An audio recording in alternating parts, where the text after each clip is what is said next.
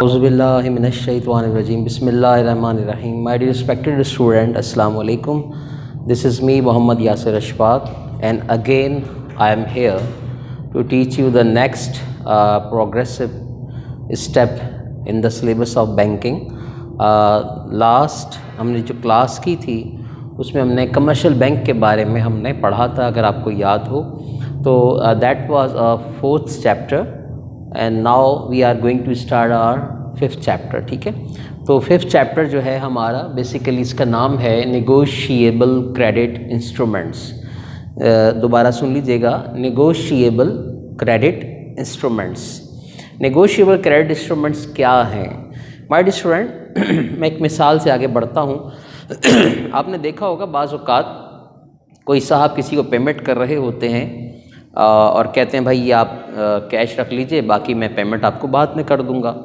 تو وہ کہتے ہیں نہیں سر ابھی آپ پوری ہی پیمنٹ کر دیں، یہ پیسے جو ہیں وہ کم پڑیں گے. تو وہ کہتے ہیں میرے پاس ابھی تو میرے پاس کیش نہیں ہے. In the meanwhile I have short of cash, I am facing shorting of cash. تو پھر کیا کیا جائے؟ پھر ایک کام کیجیے گا، کوئی ہے اس کا حل نکال دیں.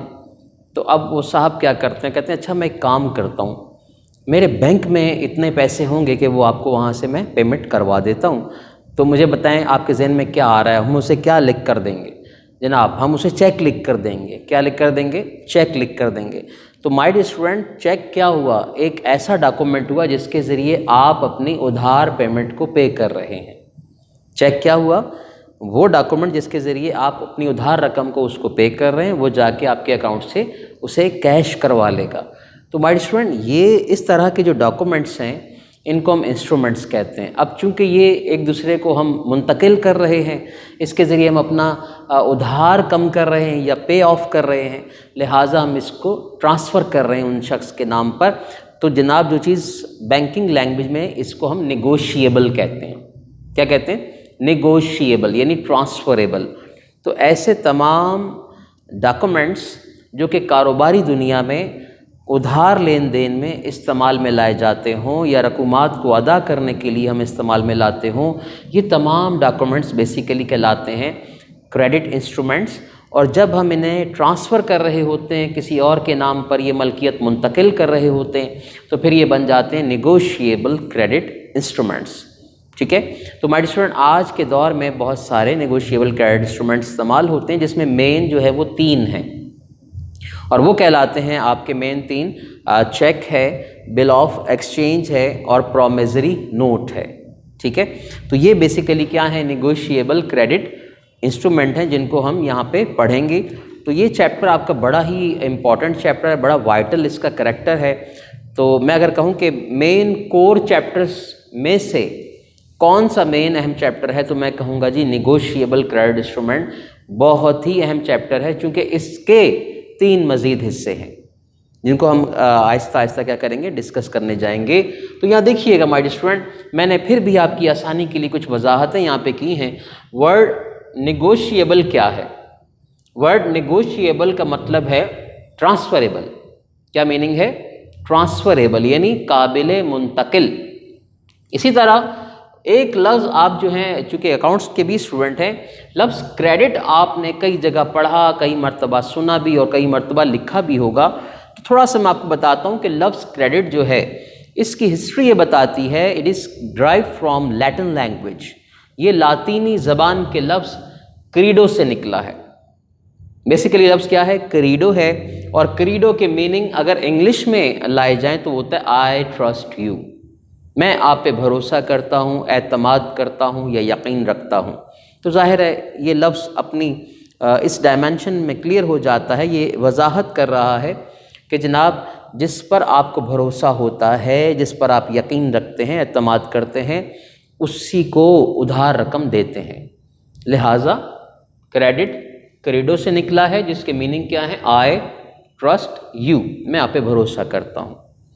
ٹھیک ہے، تو یہ ایک ایسا لفظ ہے جو یہ بتاتا ہے کہ ابھی آپ نے جو رقم لی ہے یہ آپ نے بعد میں کیا کرنی ہے؟ پے آف کرنی ہے. جو رقم ابھی آپ نے لی ہے وہ آپ نے اس کو بعد میں ادا کرنی ہے. تو یہ بن گیا کریڈٹ، رائٹ. تو نیگوشیبل، ٹرانسفریبل اور کریڈٹ کے میننگ کریڈو لفظ ہے جس کی meaning I trust you sentence wise یہ بنتے ہیں، رائٹ. رہ گئی بات انسٹرومنٹ. تو انسٹرومنٹ آلات کو کہا جاتا ہے، ٹھیک ہے، ڈیوائسز کو کہا جاتا ہے، لیکن یہاں بھی اس کے میننگ کیا ہوں گے؟ پیپر اور ڈاکومنٹ. یعنی ایسے تمام انسٹرومنٹ جو ادھار لین دین میں قابل منتقل ہو سکتے ہوں انہیں ہم کہتے ہیں نیگوشیبل کریڈٹ انسٹرومنٹس. ایسے تمام ڈاکومنٹری پروف، ڈاکومنٹری ڈیوائسز جو آپ ادھار لین دین میں آپس میں منتقل بھی کر سکتے ہوں انہیں ہم کیا کہتے ہیں؟ Negotiable credit instruments, right. کیونکہ ظاہر ہے، یاد رکھو، صرف لین دین جو ہے وہ کیش میں نہیں ہوتا، ٹھیک ہے. اگر ہم بازار میں گھوم رہے ہیں، عام شخص سے کسی سے پوچھ لیں بھائی لین دین کس میں ہوتا ہے، کہا جی کیش میں ہوتا ہے، کوائنز میں ہوتا ہے، ٹھیک ہے، یا کرنسی نوٹس میں ہوتا ہے. بالکل ٹھیک ہے، لیکن کبھی کبھی اس کی ایک اسپیسیفک فارم بھی تو ہم استعمال کرتے ہیں کہ جب ہم کیش میں نہ ڈیل کر رہے ہوں تو پھر ہمیں کیا یوز کرنا ہے؟ تو اس وقت ہم کہتے ہیں ہم نیگوشیبل کریڈٹ انسٹرومنٹ بھی یوز کر سکتے ہیں in lieu of cash, cash کی جگہ پر. تو here I am going to define کہ نیگوشیبل کریڈٹ انسٹرومنٹ کیا ہیں، رائٹ. تو این سی آئیز کے مطلب کیا ہوں گے؟ Negotiable credit instrument. N C Is یعنی negotiable credit instruments means all those documentary devices which are used in routine business activities to perform credit transactions and are freely transferable in the business world are called negotiable credit instruments. ٹھیک ہے، negotiable credit instrument کے مفہوم یا مطلب کیا ہے؟ ایسے تمام ڈاکومنٹری آلات یا پروف یا papers which are used in routine business activities جو روزمرہ کے کاروباری معاملات میں استعمال کیے جاتے ہوں to perform، بالخصوص to perform credit transaction، خاص طور پہ ادھار لین دین کے اندر and are freely transferable in the business world، اور دنیا بھر میں بآسانی آزادانہ طور پر ان کا کیا ہو؟ استعمال ہوتا ہو. یہ تمام کہلاتے ہیں نیگوشیبل کریڈٹ انسٹرومنٹس، رائٹ. قابل منتقلی اعتباری آلات. اردو میں اعتباری آلات کا مطلب کیا ہے؟ وہ ڈاکومنٹ جو ہم ٹرانسفر کر سکتے ہوں ادھار معاملات کے پروف کے طور پر. یہاں تک بات سمجھ میں آ گئی ہوگی امید ہے. اب آ جائیے تھوڑا سا میں آپ کو گائیڈ کر دوں types of credit. Types of credit جو ہیں مین اس کی 3 ٹائپس ہیں according to professor Saeed Nasir. Payroll credit ہوتا ہے ایک اوپن بک کریڈٹ ہوتا ہے اور ایک ڈاکومنٹری کریڈٹ ہوتا ہے.